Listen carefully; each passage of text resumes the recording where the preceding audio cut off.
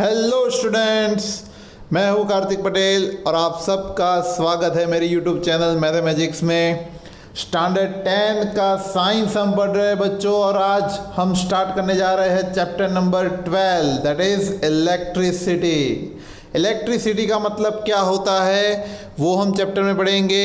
Electricity generate कहाँ से हुई है, उसका बेसिक क्या है, उसके बारे में हमें आज के लेक्चर में समझना है। Chapter exam point of view से बहुत ही इम्पोर्टेंट है, और आगे अगर 11th एंड 12th में आप साइंस स्ट्रीम से जाते हो तो फिज़िक्स में ये आपके लिए बेस बन सकता है। तो बहुत ही डीपली और अच्छे से हमें इसको समझना है।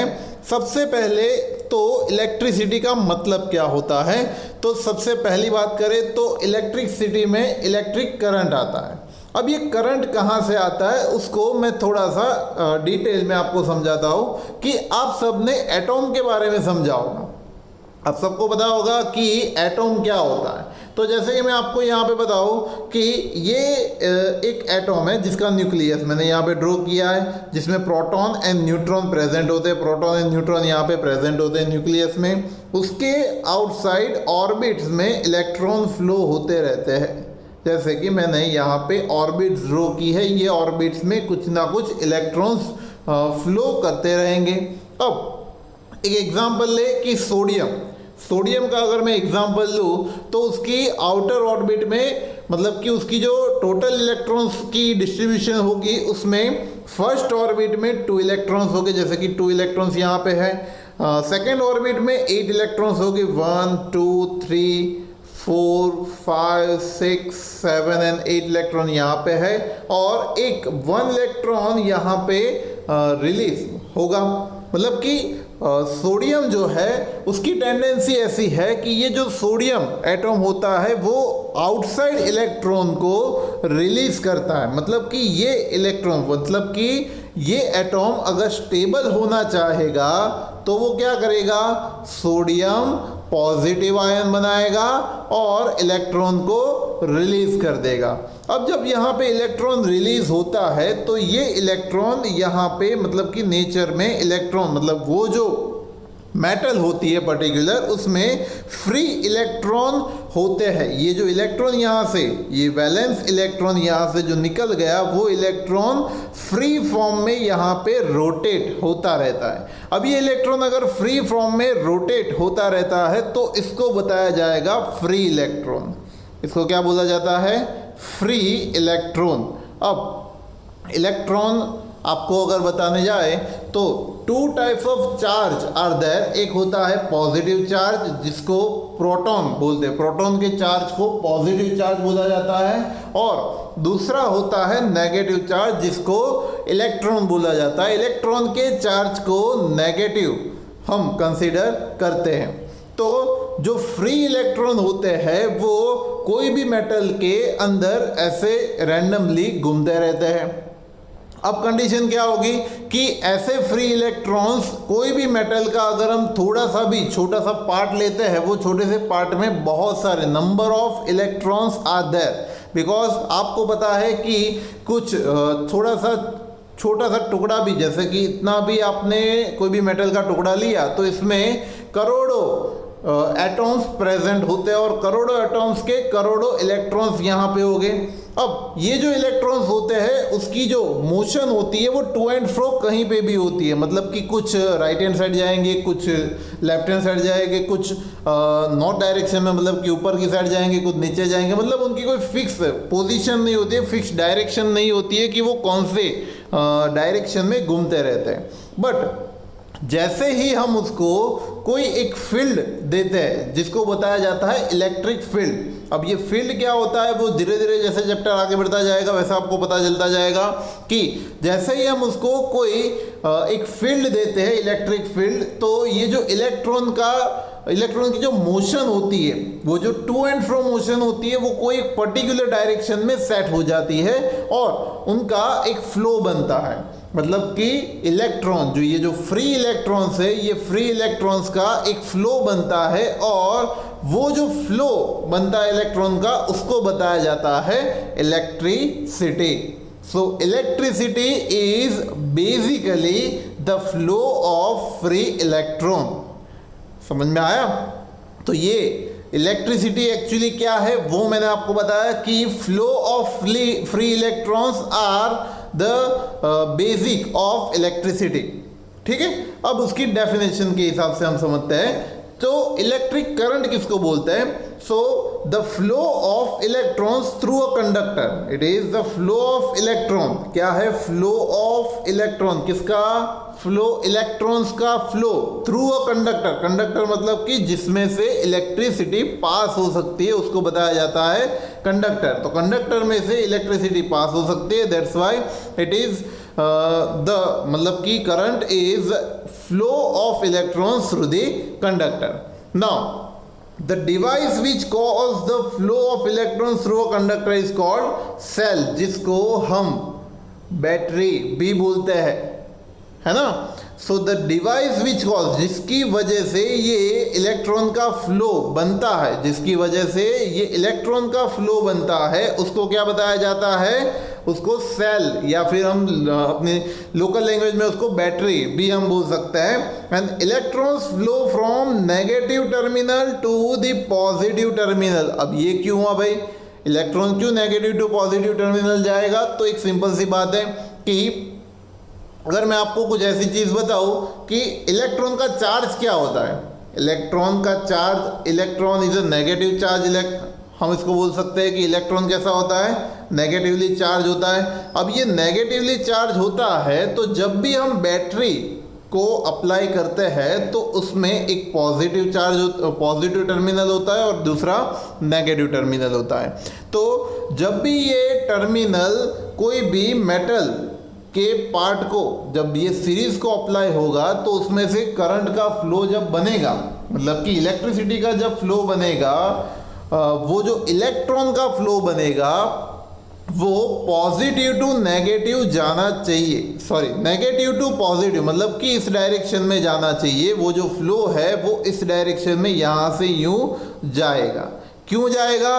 बिकॉज इलेक्ट्रॉन कैसे है? नेगेटिवली चार्ज है। अगर वो नेगेटिवली चार्ज है तो यहाँ पे, मतलब कि मेटल के अंदर, ये सपोज कि कोई मेटल है तो ये मेटल के अंदर जो भी इलेक्ट्रॉन्स होंगे वो ये नेगेटिव टर्मिनल के थ्रू वो रिपल होंगे। रिपल होना मतलब कि उससे दूर जाएंगे।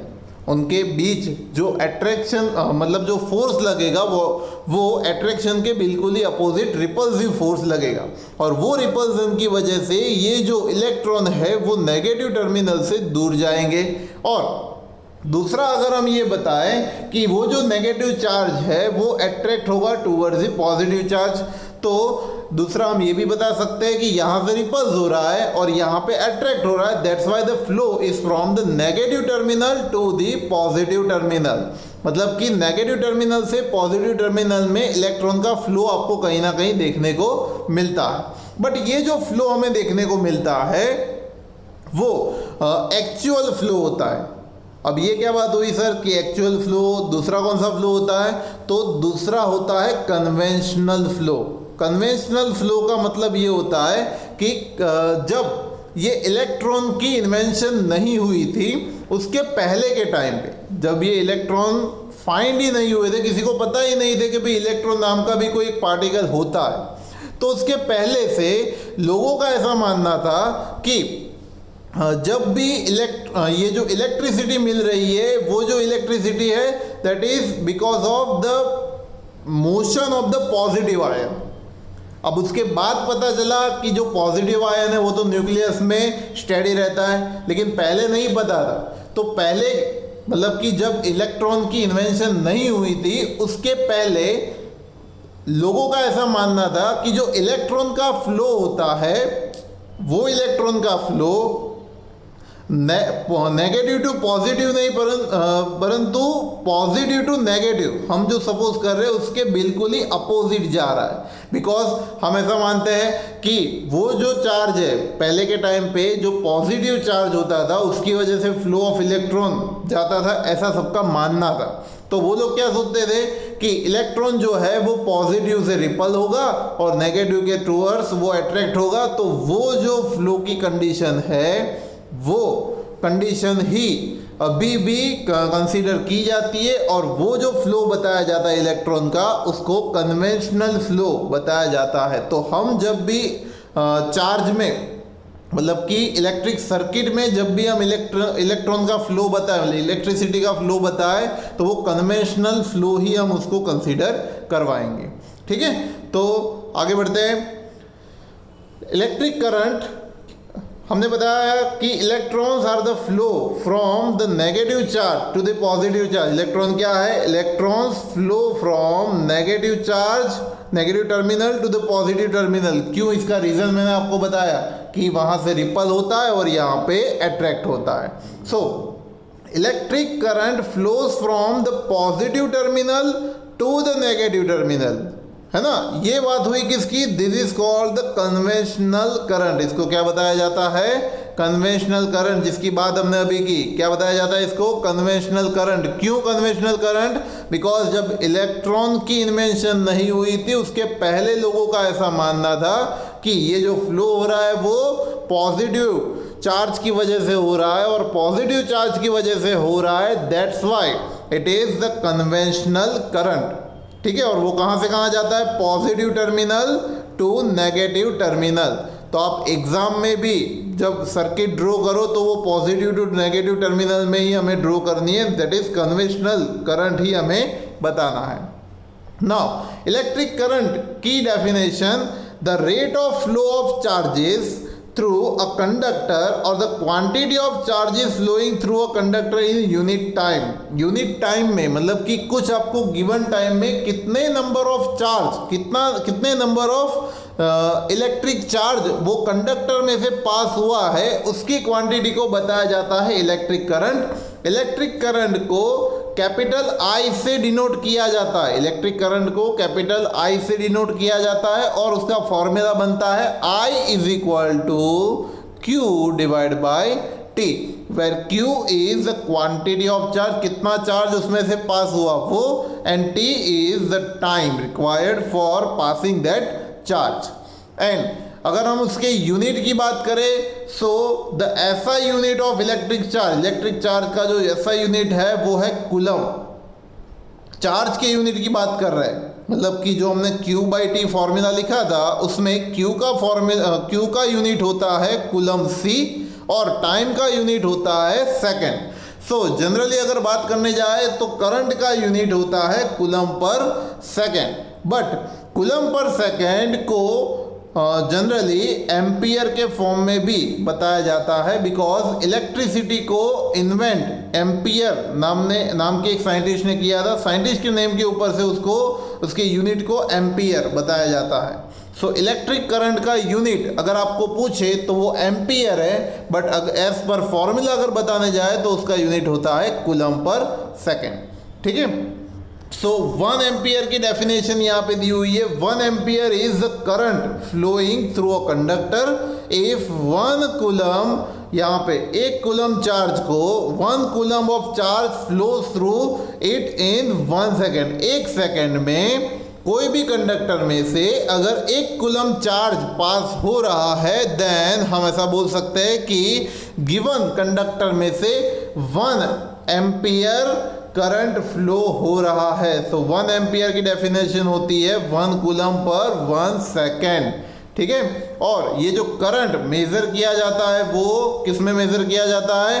करंट मेजर किया जाता है एमीटर में। एमीटर एक इंस्ट्रूमेंट है जिसकी वजह से करंट को मेजर किया जाता है। कोई भी कंडक्टर में से कितना करंट पास हो रहा है वो अगर उसके साथ हम एमीटर को ज्वाइन कर देंगे तो हम पता लगा पाएंगे कि उसमें से कितना करंट पास होता है। और ये जो एमीटर होता है वो सर्किट के साथ, इलेक्ट्रिक सर्किट के साथ वो सीरीज में कनेक्ट किया जाता है। Electric current is measured by an ammeter and it is always connected in series in a circuit में वो सीरीज कनेक्शन में उसको जोड़ा जाता है। अब ये सीरीज कनेक्शन क्या होता है, चैप्टर धीरे धीरे आगे बढ़ेगा, वैसे आपको पता चलता जाएगा कि एक्चुअली ये सीरीज कनेक्शन क्या होता है।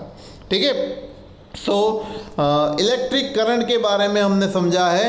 इलेक्ट्रिक करंट एक्चुअली क्या होता है, उसका एक्चुअल फ्लो ऑफ इलेक्ट्रॉन क्या होता है, उसके बाद कन्वेंशनल फ्लो ऑफ इलेक्ट्रॉन क्या होता है, इलेक्ट्रिक करंट की डेफिनेशन हमने पढ़ी है, उसके यूनिट के बारे में, उसके यूनिट की डेफिनेशन पढ़ी है, और लास्ट में वो किससे मेजर किया जाता है उसके बारे में भी हमने पढ़ा है।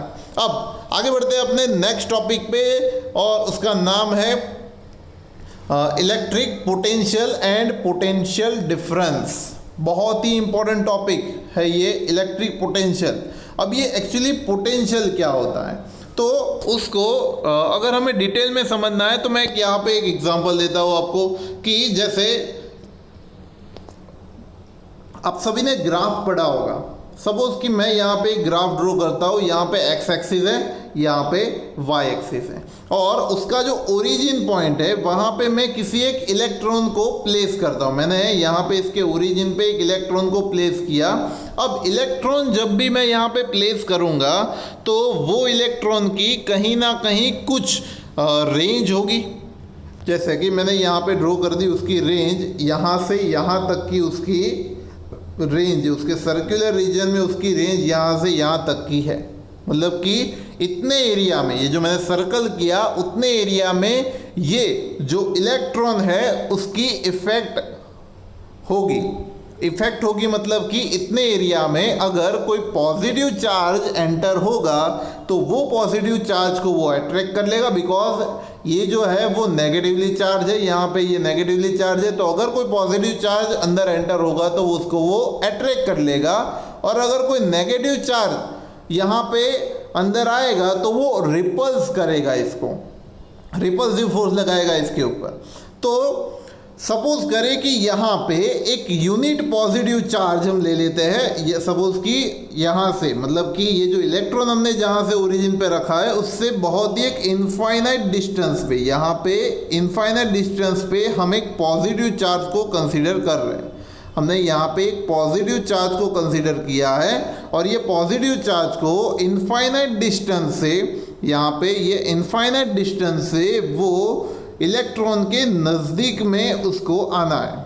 तो ये जो पॉजिटिव चार्ज है वो अगर इनफाइनाइट डिस्टेंस से इसके रीजन के अंदर अगर आना चाहेगा तो जैसे कि उसकी रेंज के बाहर तक पहुंचेगा, मतलब जो मैंने यहाँ पे पॉइंट किया वहाँ तक पहुंचेगा, तब तक उसको कोई परेशानी नहीं होगी।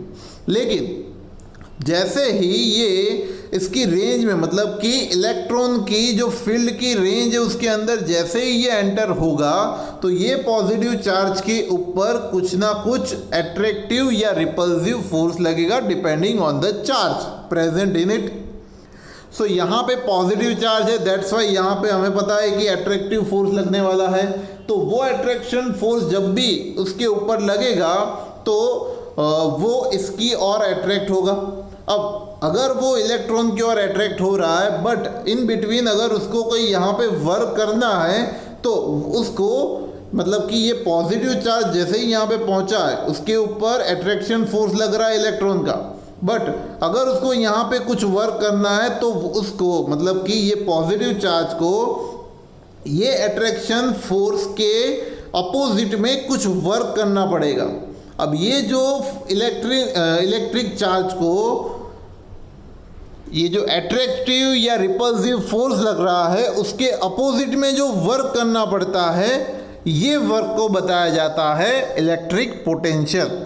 सो फिर से एक बार इसको समझ लीजिए कि यहाँ पे पॉजिटिव चार्ज जो था वो पॉजिटिव चार्ज को इलेक्ट्रिक फील्ड में आते टाइम कुछ फोर्सेस का सामना करना पड़ता है, और वो फोर्सेस का सामना करते हुए उसको जो वर्क करना पड़ता है, that work is known as electric potential. ठीक है। सो इलेक्ट्रिक पोटेंशियल के बारे में हम उसकी डेफिनेशन पढ़े। जैसे कि आपको यहाँ पे दिया हुआ electric current will flow through a conductor. Electric current क्या होता है कि कंडक्टर में से वो पास होता है only if there is a difference in the electric potential between the two ends of the conductor. अब ये इलेक्ट्रिक जो करंट है वो कब पास होगा कि जो कंडक्टर है उसके जो दो टर्मिनल है, वो दो पॉइंट है, वो दो पॉइंट के बीच में अगर इलेक्ट्रिक पोटेंशियल का डिफरेंस होगा तभी वहाँ से करंट का फ्लो बन पाएगा। And this difference in the electric potential between the two ends of the conductor is called potential difference. इसके बारे में हम आगे बढ़ने वाले हैं। The potential difference in the circuit is provided by a cell और बैटरी। ये पोटेंशियल डिफरेंस को कहाँ से मिलता है? बैटरी से। And the chemical reaction in the cell produces a potential difference. किसकी वजह से पोटेंशियल डिफरेंस प्रोड्यूस होता है? Chemical reaction. बिकॉज जो बैटरी होती है वो बैटरी में केमिकल्स फिल किए होते हैं जिसकी वजह से ये पोटेंशियल डिफरेंस देखने को मिलता है।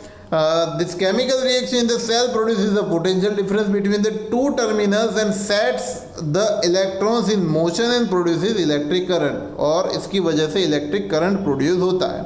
अब इसकी डेफिनेशन पढ़ते हैं। So potential difference between 2 points A and B, 2 point A and B के बीच में पोटेंशियल डिफरेंस क्या होता है?